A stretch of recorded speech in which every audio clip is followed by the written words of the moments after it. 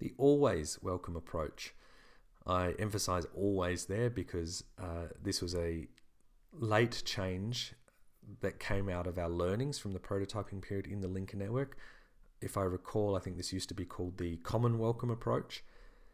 And what we've realized was we are welcoming, and indeed when we talk to particularly frontline staff about the need to ensure that we have good customer service culture and we're welcoming to people, that people find that a little bit condescending, a little confronting, to suggest that we aren't welcoming.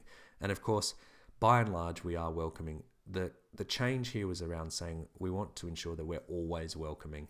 And that's critical if we think about some of the other industries where we see a very strong commitment to that kind of customer service experience.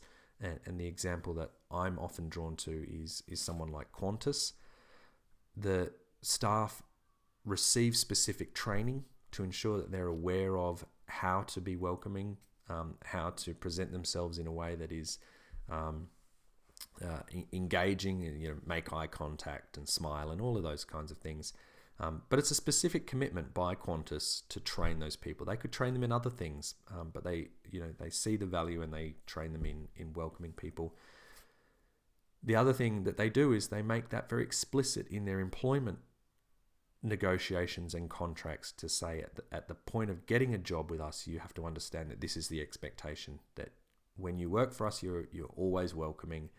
It doesn't matter what else is going on for you. You come to work. This is a requirement for you to be like this.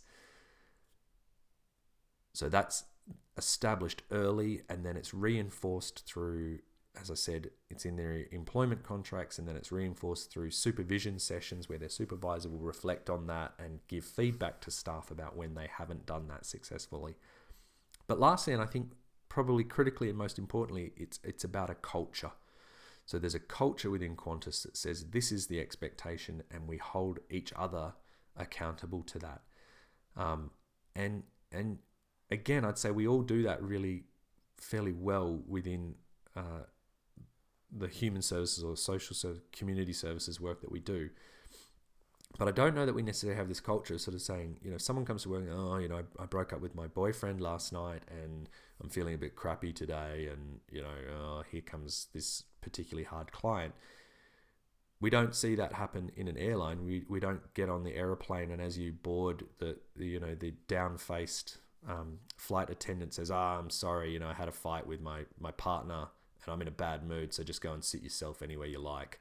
The expectation is that, and it's reinforced by that culture where the colleague says, hey, what's wrong with you? If you can't speak in the way that we want, if you can't communicate with clients in a always welcome approach, then you shouldn't be at work today. And that might seem like a kind of a silly reason to send someone home from work, or I don't know, a superficial reason. But it's critical. And I think what we need to do, and what the Lincoln Network is saying, is we want to make a commitment to saying this is really important to the work that we do, that when people walk through our door into our service, that they are met with an always welcoming voice, face, person experience, because we want them to come back. We want them to feel good when they go away. We want them to recommend us to other people. I've probably said enough. Let's have a look in the toolbox. So in the toolbox, we've got a little document again that talks about what other people have said. So we took on board that we want to do this in a way that is respectful, that people already are doing this. So we asked frontline service providers to tell us what they thought, and we've copied that down verbatim. So that's what staff are saying to each other. And then the last thing that we want organizations to do is a self-assessment.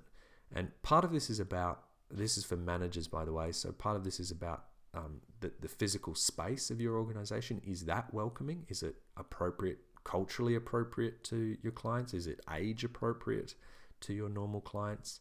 And there's a few other things in there about, like I said, is the expectations of good customer service or being always welcome, is that embedded into your employment documentation and things like that. So some helpful self-assessment questions for organizations to look at how well they're embedding a culture of customer service and an always welcome approach within their organization.